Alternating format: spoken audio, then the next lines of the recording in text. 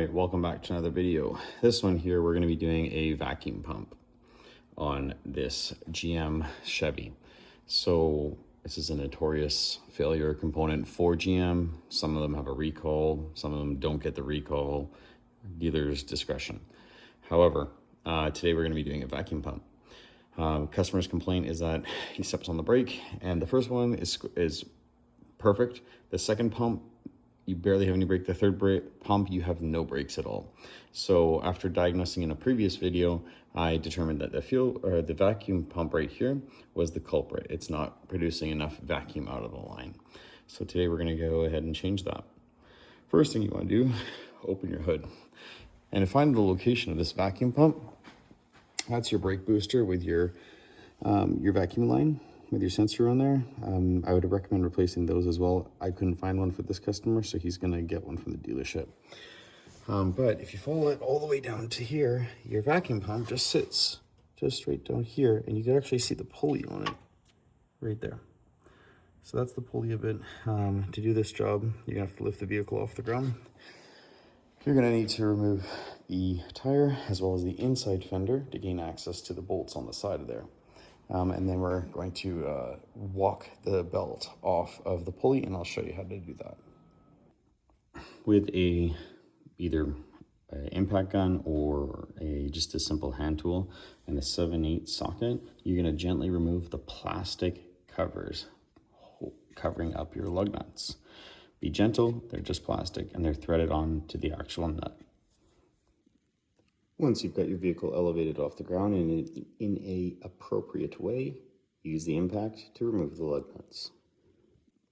Now with your wheel off, the next step you want to do is you want to walk the pulley off of the vacuum pump.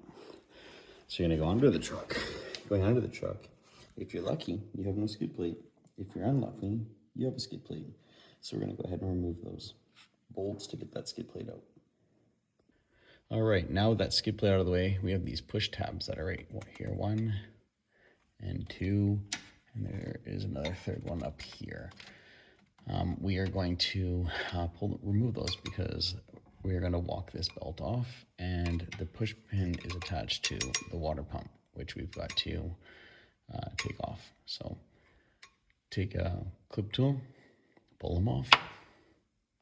All right, with the clips removed, I've put my tool just up there along the pulley that you can see, and then you're going to take a 24mm socket and put it on the crank pulley, and you're going to be going on a clockwise way, tightening it to bring your pulley and turn it. As you're doing that, you're going to be pulling down on whatever you have, like so you can actually walk the belt off. When the time comes to put it back on, you're going to feed it back on and then do the same thing, but I'll show you a trick to make your life easier.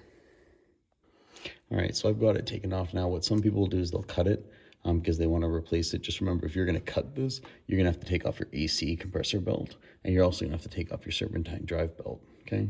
A lot of work. So if this is still in good condition like it is, as you can see, use it again. All right, now we're back up on top of the truck, or beside the truck, and you can see all the screws that are on the side here. What we are going to do now is we are going to use a T15 bit, and we are going to remove all of these bolts to get the fender liner out.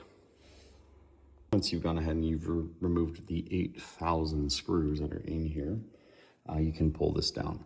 I have an aftermarket set of flaps on this truck here, so I don't want to mess with this, so I'm literally just going to yank it off and shove it down here because I just need to be in right there. All right, so once you've got your fender liner off, you're literally going to come in to your coil right off to the left-hand side. And this is going to be right here is your vacuum pump pulley. That's going to be your connector you have to remove. You've got a 13mm bolt right here. If I can get a good angle on it. And then you have so you have one up top and one down low. And then just behind it on this side here, if I can get a good shot at it. Intake manifold's in the way. But there's two more that sit right behind it. So you can have one here and then one just on the other side. Looks like it's near impossible to get to with all of this, but yes, you can get to it. So take off your connector and then go from there. All right, jumping back up top here. I came up here because the customer put a hose clamp on there and I couldn't get it off. So you can do this underneath or on top, it doesn't matter. But there is a red tab. You just lift the tab up and it slides off, and you can just literally disconnect it from the vacuum line there. And now what we're gonna do is we're gonna move on and we're gonna get those bolts out. There's 4 bolts. To give you a visual idea of what you're looking at, so I just told you I took off the vacuum line that came off with this one. You're gonna have your 13mm bolt there. Then you have another 13 down there. Then on the back side of this, you're gonna have 2 more 13s. So your pump should come with new ones. You can use your old ones, it doesn't really matter. I'm not sure why they come with new ones. I've done this job a few times and sometimes I get them, sometimes I don't. But yeah. Get access to these bolts, you're gonna have to find your way in. Might be a little bit different per vehicle. All depends on the wiring harness, but you have to find your way to get in. Because I got the first one off, and you just gotta screw around with getting it off. However way you can get access, you're gonna need extensions, right? And then there's another one down low that I'm gonna figure out which way to go at. And if I remember correctly, I usually get it from the bottom side. And then also on the back side here, you're just gonna have to mess around with extensions and swivels and a 13mm socket to make it work. The lower one, I came up here in front of the pulley with a 13mm longer socket and then just a 3/8 ratchet to break that one free. Now the back 2, you're gonna move on the, you're gonna attack it from the behind the coil. Tough to see. Let's see if I can get a good shot of it. So you can see where the vacuum line is, that shiny piece right there. Let's see if I can get the camera in there. It's tough to see, but this metal heat shield that you're looking at right here, if you lift it up, just underneath there's gonna be your top bolt, and your other bolt sitting just down below it. Sorry, you can't really see it in this, but that's where they are, okay? Attack it from the back side here and go in it this way. When you're doing the job, you'll be able to see the bolt. This is your bolt placement on how they come out, just so you can see the height difference between them all, okay? So these 2 were on the back side, these 2 are on the front side. As you can tell, there is a difference in the length. So if you're using your old bolts, again, remember the longest goes on the bottom left if your pulley is right here, facing that way. Bottom goes down here. Second longest in there, and then these 2 are in the back and they're the same height. So now all the bolts are out, and we are actually gonna take this out coming out here. Be careful with your harness here. There's another clip with a sensor on here. I'm gonna see if I can leave that alone, but I might have to unplug that to get over top of this harness. But you're gonna come out this way. Do put like an oil drain pan below, because sometimes when you pull this off, it can drip oil out. So, all right, so we got the old one out now, and this is the new one. I always like to compare parts just to kind of make sure that they are as close as they can be. As you can tell, there are some differences between these 2, the old and the new. You can see that the new one has a little bit of a longer neck there, but it looks like it also has a smaller base down here. However, doing measurements, it's the same. So we're gonna put that one in there now, but remember, there's gonna be a paper or aluminum gasket depending on if it's being OEM or if it's being replaced once. So you're gonna go back under there, make sure that you get that gasket off, because the one I have here comes with a new aluminum gasket. All right, and so I've removed the gasket there, and I just wanted to show it to you just before I put the other one back on. I've used brake clean on a rag, wiped it all off. If you have any residual gasket on there, scrape it off so you have a clean mating surface. And we're gonna put it back together now. While putting this one back in, put your bolts back in there because it will hold the gasket onto your vacuum pump. And we're gonna go back and put it in the same way it came out, which was that hole. Just make sure you don't bend the gasket up. All right, apologies. I did jump ahead and I got the vacuum pump in. I just couldn't get my recorder to show you.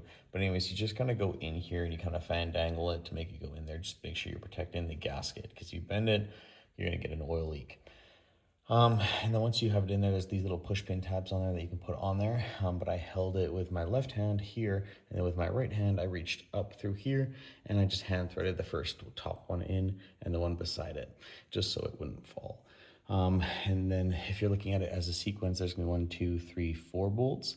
I always like to kind of go like tighten this one and then tighten this one and then tighten this one and tighten this one, so it presses the gasket in correctly.